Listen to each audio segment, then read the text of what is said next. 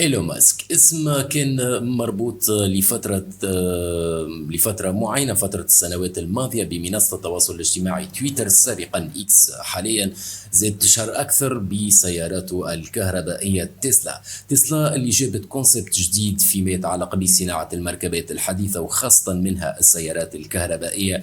تسلا زادت شهر أو شهرت إيلون ماسك أكثر وأكثر بفضل تصاميمها اللي البعض منها غريب شوية رغم المنافسة الصينية الشرسة فيما يتعلق بالسيارات الكهربائية، وهذا موضوع كبير توا نحلوه إن شاء الله في وقت لاحق. المرة هذه باش نتكلم على خطوة جديدة لإيلون ماسك بعد زاد تجربة الإنترنت بالأقمار الاصطناعية عن طريق ستارلينك. إيلون ماسك يكشف على تليفون يحمل اسم تسلا موديل بي، التليفون هذا اللي يجي بخاصيات مميزة فريدة غير مسبوقة في الهواتف الجوالة الذكية، وتليفون يجينا زاد بتصميم خاص نوعا ما بإيلون ماسك شوية، رغم أنه توا تصاميم الهواتف الجوالة كلها قريبة من بعضها، سواء العاملة بنظام الاندرويد ولا زاد بالنسبة للاي او اس هواتف الابل الايفون. تليفون تسلا يجينا باكران كبيرة 6.85 بوس اكس دي ار.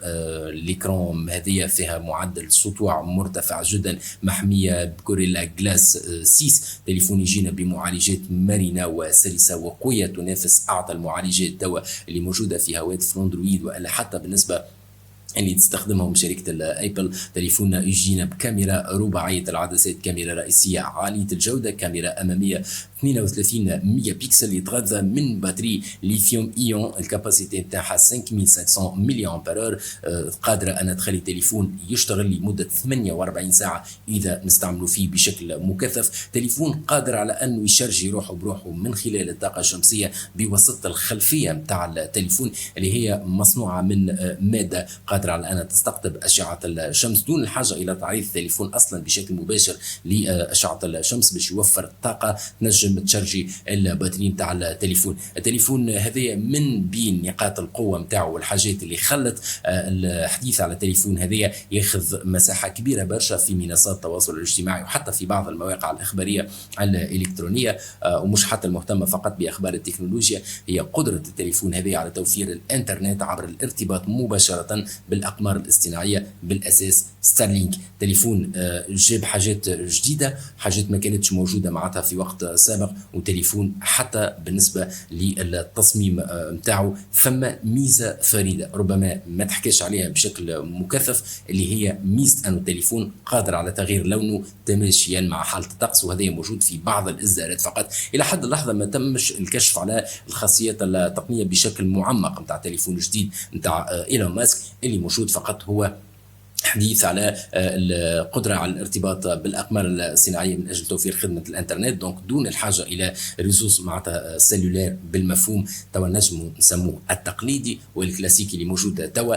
تصميم الهاتف هذايا وأيضا بعض المميزات الفريدة الأخرى. لكن يبقى السؤال مطروح، هل يستطيع الهاتف أن ينافس الهواتف توا اللي موجودة في السوق العالمية للهواتف الجوالة الذكية؟ مع ملاحظة مهمة جدا، ولهنا من باب التوضيح يلزمنا نوضح المسألة هذه، كونه سعر التليفون خلافا لما تم تداوله في بعض المنصات الاجتماعية، سعر التليفون في الولايات المتحدة الأمريكية أرى ما بين 999 دولار ل 1299 دولار، ما فماش حديث على 299 معناتها دولار. السعر هذا راهو ماهوش صحيح، دونك اللي موجود في بعض الصفحات ولا في بعض المجموعات الفيسبوكيه سوم التليفون هو ما بين 1000 ل 1300 دولار امريكي مبدئيا. هذايا نقولوا ما نعرفوش بأما نسخه بالضبط معناتها يتعلق الامر وشنو هي اصلا الاصدارات اللي موجوده، واكيد هذا باش يتكشف ان شاء الله في قادم الايام. هذا فيديو على السريع على تليفون جديد للتسلا، تليفون ايلون ماسك.